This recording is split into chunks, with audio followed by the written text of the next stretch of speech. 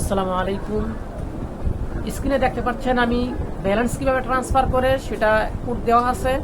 আপনারা যখন গ্রামীণে কোনো মোবাইলে ব্যালেন্স থাকে, আপনারা যদি মোবাইলে যদি বেশি ব্যালেন্স থাকে, আপনারা যদি চান এই ব্যালেন্সটা অন্য কোনো গ্রামীণে ট্রান্সফার করবেন, তাহলে আপনাকে এই কোডগুলো ডায়াল করতে হবে। আপনার গ্রামীণে কোডগুলো ডায়াল করলে আপনাকে একটা পিন কোড দিবে, মেসেজের মাধ্যমে পিন কোড দিবে।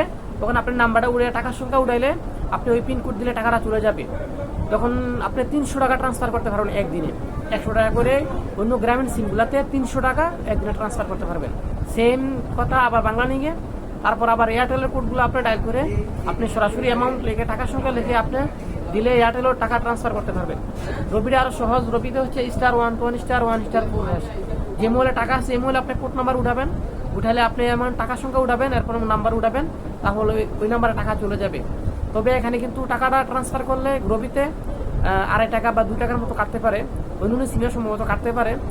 তো আপনারা এই বিষয়টা শেয়ার দিয়ে রাখুন, আপনাদের জানা থাকলে আপনাদের নিজেদের সুবিধা হবে। অনেকে ভুলে আপনাদের মোবাইলে বিকাশে টাকা না পাঠিয়ে ব্যালেন্সে পাঠিয়ে দেয়, তখন আপনাদের জন্য এটা সুবিধা হবে।